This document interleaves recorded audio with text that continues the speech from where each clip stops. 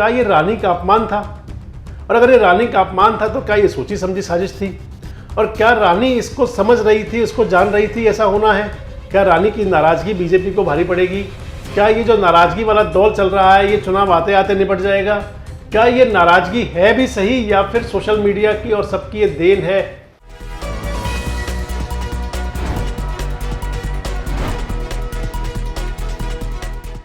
दोस्तों नमस्कार, मेरा नाम संजय मग्गू है और मौजूद है देश रोजाना के डिजिटल मीडिया प्लेटफॉर्म पर। आपके साथ चर्चा करने चल रहा हूँ राजस्थान की राजनीति को लेकर। राजस्थान जहाँ बहुत जल्दी चुनाव आने वाला है, यानी कि 25 नवंबर को राजस्थान में मतदान है।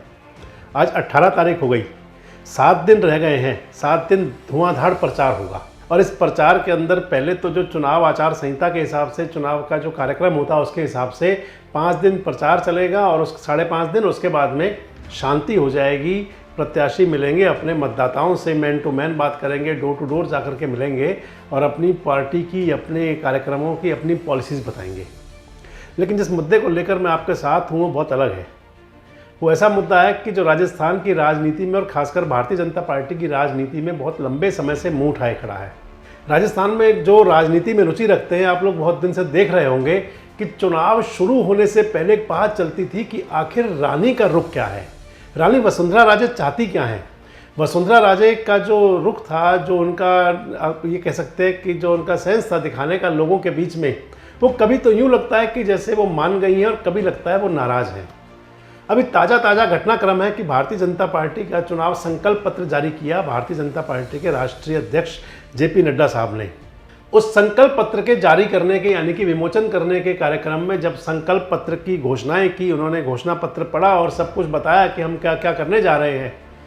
उनके साथ बैठी हुई थी वसुंधरा राजे सिंधिया और वो संकल्प पत्र का जो जारी करना था, दिखाया जाना था, उस बुकलेट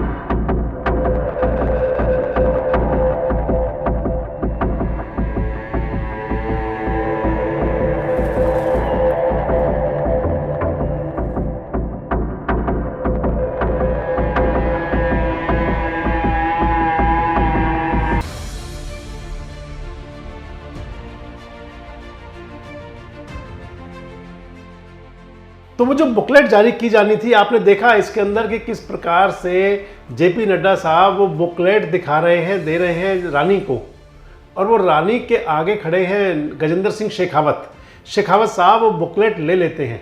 उसके बाद एक दूसरी बुकलेट शेखावत साहब देना चाह रहे हैं रानी को, लेकिन रानी उसको पकड़ना तो दूर देखती तक नहीं। जब सभी नेता उस बुकलेट को यूँ दिखा रहे हैं, आप देखिए वीडियो में जिसमें दिख रहा है कि उस बुकलेट को शो कर रहे हैं अपने संकल्प पत्र को, तो रानी उसको नीचे डाल देती हैं। तो क्या एक संकेत था रानी का ये भी? पहला तो ये कहें कि उस मंच पर जिस पर कि भाजपा के राष्ट्रीय अध्यक्ष थे और जो मोदी सरकार के मंत्री हैं, माना तो ये भी जा रहा है कि वो भी मुख्यमंत्री के दावेदार हैं। तो क्या ये रानी का अपमान था? और अगर ये रानी का अपमान था तो क्या ये सोची समझी साजिश थी? और क्या रानी इसको समझ रही थी, इसको जान रही थी ऐसा होना है?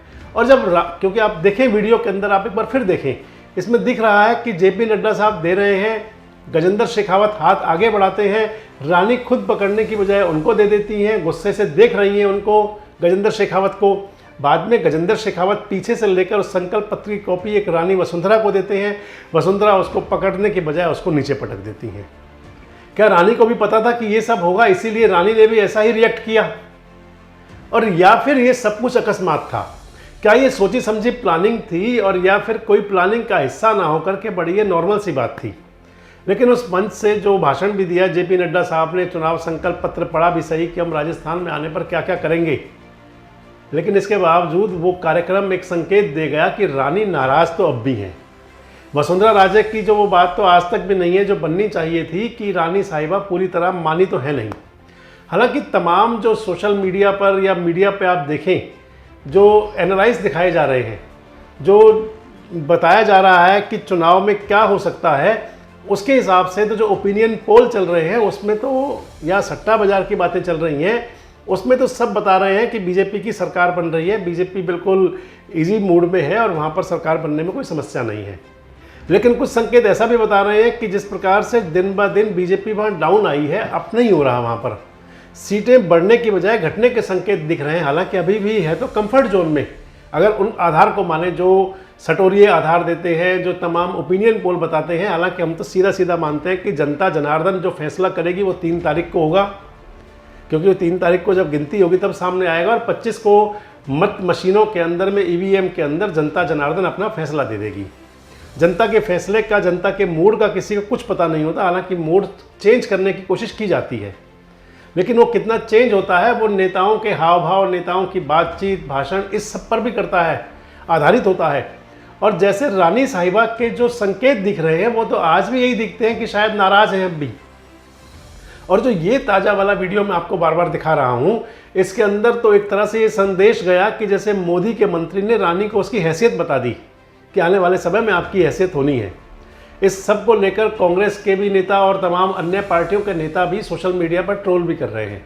सुप्रिया श्रीनेत हैं, कांग्रेस की प्रवक्ता हैं, उन्होंने इस सारे मसले को लेकर एक वीडियो जारी किया है और एक्स पर डाला है कि क्या रिस्पेक्ट है महिलाओं की या क्या रिस्पेक्ट है रानी साहिबा की भाजपा के अंदर।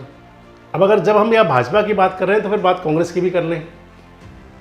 जो पार्टी विद डिफरेंस है, जिसके अंदर अनुशासन की बात चलती है, वहाँ ये हालात हैं। तो दूसरी तरफ वो पार्टी जिसके अंदर की दल में दल और दल में दल और दल में दल होते रहते हैं। पूरे 5 साढ़े 4 साल राजस्थान की जनता ने ड्रामा और तमाशा देखा कांग्रेस के नेताओं का। अशोक गहलोत और सचिन पायलट के अंदर जो चला वो सब कुछ देखा कि किस किस प्रकार से क्या क्या हालात बनते थे, कौन कौन कब कब नाराज़ हो जाता था, कभी रिजाइन होते थे, कभी भारत दर्शन होता था, कभी अपनी पार्टी के नेताओं को आंख दिखाई जाती थी। ये दोनों नेताओं को देखा जनता ने। लेकिन इसके बावजूद भी अब जब राहुल गांधी चुनाव प्रचार करने आते हैं तो उनके एक हाथ में अशोक गहलोत हैं, एक हाथ में सचिन पायलट है, तो वो तो ये संदेश दे रहे हैं कि हम साथ साथ हैं। और यहाँ भारतीय जनता पार्टी के नेता एक मंच पर होकर भी जनता के बीच ये संदेश अग्रेषित कर रहे हैं कि उनके मन तो मिल ही नहीं रहे, वो तो सामने दिखाने के लिए भी इकट्ठे नहीं हो सकते। अब जनता के बीच इसका क्या संदेश जाएगा। हालांकि प्रधानमंत्री मोदी अपनी सभाओं में पहले से कहते रहे हैं कि वो किसी चेहरे को ना देखें, वे केवल कमल निशान को देखें और मुझे देखें। यानी कि पीएम मोदी कह रहे हैं कि प्रधानमंत्री का चेहरा और कमल का निशान, इनको देख करके आप वोट करें। और जनता भी अभी तो उसको आधार मानकर वोट कर रही है। लेकिन रानी की जो नाराज़गी है, अगर इसी प्रकार चलती रही और आने वाले 7 दिनों के अंदर ये नाराज़गी और बढ़ती हुई दिखी, जनता के बीच संदेश गया कि जो अनुशासनात्मक पार्टी माने जाने वाली है उसके अंदर सब कुछ ठीक नहीं है। अगर कहीं भीतरघात हो गई जो चल भी रही है, तो फिर ये भीतरघात बहुत नुकसान भी दे सकती है। आपको क्या लगता है कि कितना नुकसान हो सकता है?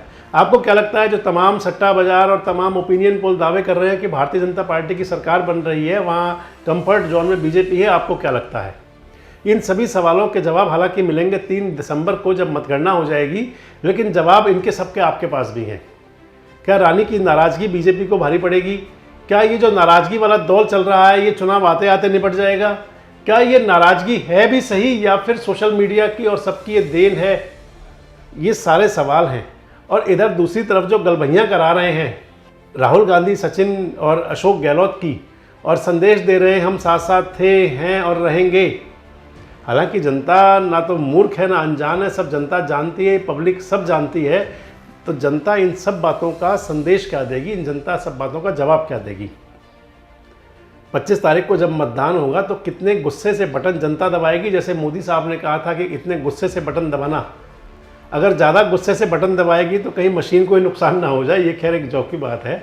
लेकिन ये जरूर है, ये सारे सवाल हैं और इनके जवाब आपके पास भी हैं। कमेंट्स बॉक्स में आकर प्रतिक्रिया में हमें आप भी बता सकते हैं कि राजस्थान की राजनीति आगे कैसे होगी, कौन सरकार बना सकता है, इन सब घटनाक्रम का कौन सी पार्टी पर कितना कितना और क्या क्या असर पड़ेगा।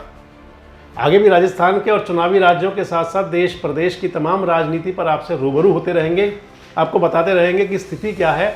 इस सब के लिए हमारे साथ जुड़े रहें, देखते रहें देश रोजाना। और आपसे वही एक रिक्वेस्ट है कि अगर आपने हमारे चैनल को सब्सक्राइब नहीं किया तो चैनल को सब्सक्राइब करें, हमारे वीडियोस को लाइक करें और शेयर करते रहें। साथ साथ बेल आइकन जरूर दबा दें ताकि हमारे वीडियोस सबसे पहले आपको मिल सकें। धन्यवाद, नमस्कार, देखते रहें देश रोजाना।